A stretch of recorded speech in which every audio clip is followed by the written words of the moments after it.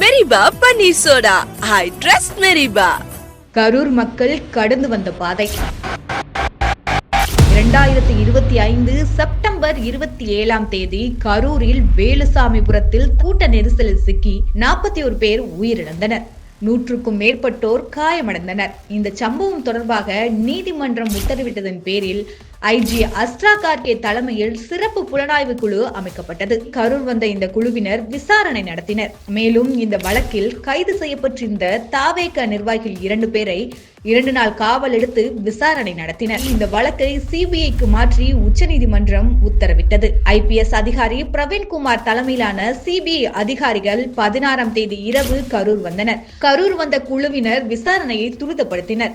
இந்த சம்பவத்திற்காக கரூரில் நடந்த துயர சம்பவத்திற்காக தமிழக அரசு சார்பில் 10 லட்சம் ரூபாய் வழங்கப்பட்டது.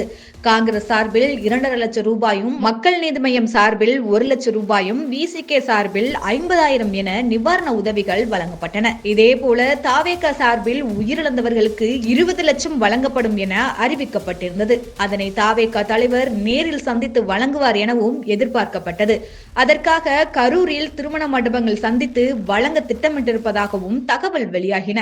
ஆனால் திருமண மண்டபங்கள் கிடைப்பதில் சற்று பிரச்சனைகள் ஏற்பட்டதின் பேரில் விஜயின் வருகை தள்ளி போனது. ஆகவே பிரச்சார கூட்ட நெரிசலில் சிக்கி உயிரிழந்த குடும்பத்தினரின் வங்கி கணக்குகளில் கடந்த அக்டோபர் 18, 2025 மாலை 20 லட்சம் வரவு வைக்கப்பட்டது. இந்த நிலையில் தாவேக தலைவர் விஜய் அவர்கள் கரூருக்கு செல்லாமல் உயிரிழந்த குடும்பங்களை சொகுசு பேருந்துகள் மூலமாக மாமல்லபுரத்துக்கு அழைத்து வந்து சந்திக்க முடிவு செய்தார். அக்டோபர் 26ஆம் தேதி கரூரில் இருந்து 200க்கும் மேற்பட்டவர்கள் சொகுசு பேருந்துகளில் அழைத்து வரப்பட்டனர். அதில் நமக்கு கிடைக்கப்பட்ட காட்சிகளானது 41 பேரில் ஒருவரான பிருந்தாவின் கணவர் சுதன் என்பவர் நடக்க முடியாத நிலையில் நடந்து வரும் காட்சிகளை பார்த்து பலரும் விமர்சனம் செய்தனர். இதனை பற்றி தாவேக ஆதரவாளரிடம் கேட்டபோது அவரை நாங்கள் ஓய்வெடுக்க சொன்னோம். ஆனால் அவரின் விருப்பத்தின் பேர்தான் வந்தார் எனவும், அது மட்டுமின்றி 2 பெண் குழந்தைகளை பறிகொடுத்த தந்தை வர முடியாது என சொல்லிவிட்டதாகவும் கூறினார். விஜய் ஏன் கரூர் போகவில்லை என கேட்டபோது, கரூரில் திருமண மண்டபம் கொடுப்பவர்களை திமுக அரசு சார்பில் மிரட்டுவதாகவும், மாமல்லபுரத்திலும் கூட ஹோட்டல் உரிமையாளருக்கு மிரட்டல் விடுக்கப்பட்டதாகவும் தகவல் தெரிவித்தார். மாமல்லபுரத்து ஹோட்டலில் 50 அறைகள் எடுக்கப்பட்டுள்ளதாகவும் தகவல் வெளியானது. விஜய் அவர்கள் காலை 10 மணி முதல் அவர்களை சந்திக்க நேரம் கொடுத்திருப்பதாகவும் சொல்லப்பட்டது. அது மட்டுமின்றி 235 பேர் வருகை தந்திருப்பதாகவும், ஒவ்வொரு குடும்பத்தினருக்கும் 15 நிமிடங்கள் சந்திப்பார் எனவும் சொல்லப்பட்டிருக்கிறது. அதில் ஒருவர் மட்டும் என்னுடைய பையன்தான் இறந்தது எனவும் மாமல்லபுரத்து ஹோட்டலின் வாசலில் சற்று நேரம் பரபரப்பை கிளப்பினார். அவரை அனுமதிக்காத தாவேகா குழுவினர் பிறகு அவர் தன்னுடைய மகனின் இறப்பு சான்றிதழை காட்டியதும் அவரை உள்ளே அனுமதிக்கப்பட்டார். மாமல்லபுரத்துக்கு வெளியில் செய்தியாளர்கள் மற்றும் தொண்டர்கள் என பலரும் கூடியிருந்த நிலையில் யாருக்கும் உள்ளே செல்ல அனுமதி மறுக்கப்பட்டது. அங்கிருந்து கிளம்பும் பேருந்துகள் பாதி வழியில் பெட்ரோல் போடக்கூட நிறுத்தா வண்ணம் ஒவ்வொரு பேருந்தாக மாமல்லபுரத்தில் பக்கத்தில் இருக்கும் பெட்ரோல் பங்கில் பெட்ரோல் போடப்பட்டுள்ளதாக தகவலும் வெளியாகி இருக்கிறது. அங்குள்ள செய்தியாளர்களின் தகவலின் பேரில் இது உறுதியும் செய்யப்பட்டுள்ளது. அதன் பிறகு தாவேக தலைவர் விஜய் அவர்கள் உயிரிழந்த குடும்பத்தினரை மாமல்லபுரத்தில் வைத்து சந்தித்ததற்காக பலரிடமிருந்து விமர்சனங்களும் கிளம்பியது. குறிப்பாக மூத்த பத்திரிகையாளர்கள், அரசியல் விமர்சகர்கள், எதிர்க்கட்சியினர் என பலரும் விமர்சனம் செய்தனர்.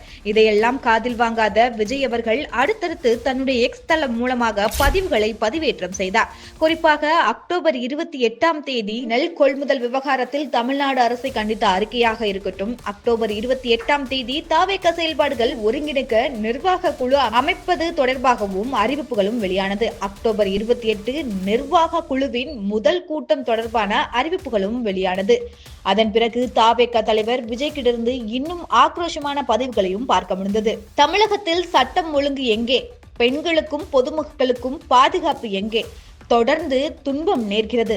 தமிழக முதல்வர் துயில் களைவது எப்பொழுது? கோவை மாணவிக்கு கொடுமை விளைவித்த குற்றவாளிகளை உடனே கண்டுபிடித்து சட்டப்படி தண்டிக்க வேண்டும் எனவும் தாவேக தலைவர் விஜய் அவர்கள் கூறினார். இதெல்லாம் ஒருபுறம் இருக்க, கரூர் சம்பவம் நடந்து 41 நாட்களுக்கு பிறகு தாவேகாவின் சிறப்பு பொதுக்குழு கூட்டம் நடைபெற்றது.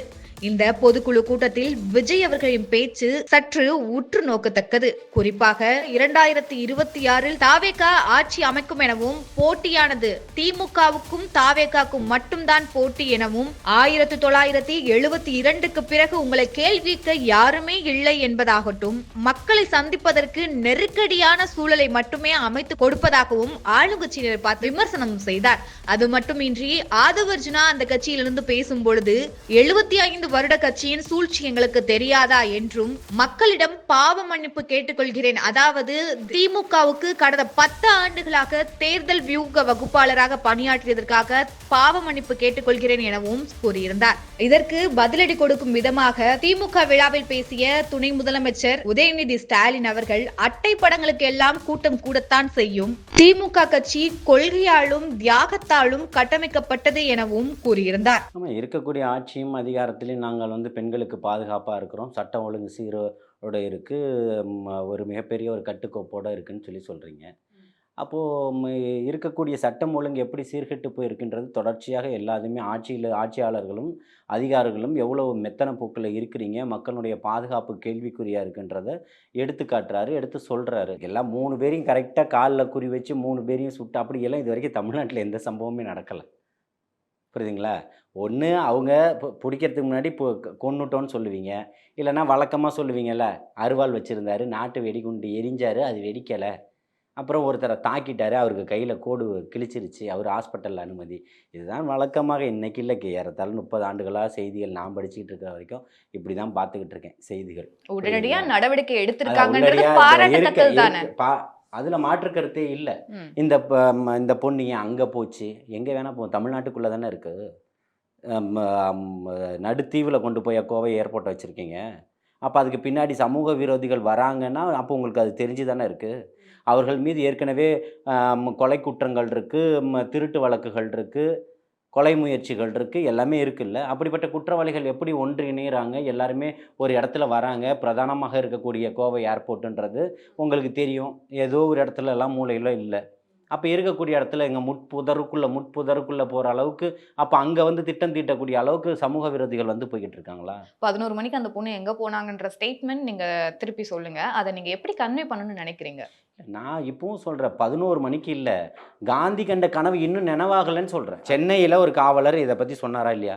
ராத்திரி 11 மணிக்கு நீங்கள்லாம் வெளியில் வர்றதுனால தான் இந்த மாதிரி இருக்குதுன்னு சமூக வலைதளத்தில் வைரல் ஆச்சா இல்லையா அந்த வீடியோக்கள்?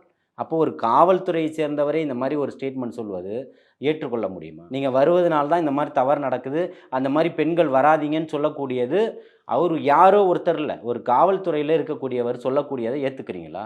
அப்போ காவல்துறையில் இருக்கக்கூடியவர்களுடைய மனநிலையே இன்றைக்கி அதை மாதிரி தான் இருக்குது. அப்படின்னும் போது இங்கே கட்டுப்பாடுகள் எப்படி இருக்கும், காவல்துறையினுடைய பாதுகாப்பு எப்படி இருக்குன்றது தான் இங்கே சொல்லப்படுது, பேசப்படுதுன்னு சொல்கிறேன். ஓகே, அந்த பொண்ணு எத்தனை மணிக்கு போனால், அந்த பொண்ணு யாராக வேணால் இருக்கட்டும், அந்த பெண்ணுக்கு பாதுகாப்பு கொடுத்துருக்கணுமா இல்லையா? கொடுத்துருக்கணும். அதுதான் சொல்கிறோம், அது தவறிடுச்சுன்னு சொல்கிறோம். அதிகாரிகளே இன்றைக்கி இப்போ அரசியல்வாதிகளே இன்றைக்கி எதிர்கட்சி தலைமை அலுவலகத்துக்கு வெளியில் ஒரு பேனர் வைக்கப்பட்டதே கிழிக்கப்பட்டது, உடனே அகற்றுங்க. ஏன்? தண்டனைகளை கடுமையாக்குங்க, குற்றங்கள் குறையும்னு சொல்கிறேன். இங்கே அவ்வளோ போலீஸும் இல்லை, அவ்வளோ பாதுகாப்பும் தேவையில்லை. நீங்கள் நல்லா சொல்லுங்கள், உங்கள் வீடு பக்கத்தில் எத்தனையோ நூற்றுக்கணக்கான வீடுகள் இருக்கும், 1000 வீட்டுக்கு ஒரு போலீஸை நிறுத்தி வச்சுருக்காங்களா? நமக்கு எதோ தேவைன்னா தான் வருவாங்க, அதானே இயல்பான, அதுதானே இதுதான் இயல்பான ஒரு சூழல். ஆனால் இருக்கக்கூடிய இடத்துல என்ன பாதுகாக்கப்பட வேண்டிய அண்ணா பல்கலைக்கழகத்துக்கு நீங்கள் என்ன சொன்னீங்க? அண்ணா பல்கலைக்கழகன்றது பாதுகாக்கப்பட வேண்டியது. இத்தனை கேமராக்கள் இருக்கும்போது சம்மந்தப்பட்ட பிரச்சனை இருக்கக்கூடிய இடத்துல கேமராக்கள் இல்லைன்னா பரவாயில்ல, இருந்து அதெல்லாம் வேலை செய்யலைன்னு நீங்கள் ஒரு ஸ்டேட்மெண்ட் கொடுக்குறீங்க. அவங்க இன்றைக்கி சுட்டு பிடிச்சிருக்கோம் அப்படின்றது வரவேற்கத்தக்க விஷயந்தான். ஆனால் இந்த போன்ற குற்றவாளிகள், சமூக விரோதிகள் இங்கே சுதந்திரமாக சுற்றக்கூடிய அளவுக்கு மக்களுக்கு சுற்றுவதற்கு அனுமதி இல்லையே, அது ஏன் மறுக்கப்படுதுன்னு தான் கேட்குறோம். அச்ச உணர்வுகளோடு தான் இன்றைக்கி இருக்கிறாங்க மக்கள். இன்றைக்கி 21ஆம் நூற்றாண்டில் 1/4 நூற்றாண்டை கடந்துட்டோம் நம்ம. ஆனாலும் இன்னும் பாதுகாப்பை தேடிக்கிட்டே இருக்கிறோமே ஏன்? மெரிபா பன்னீர் சோடா, ஐ ட்ரஸ்ட் மெரிபா.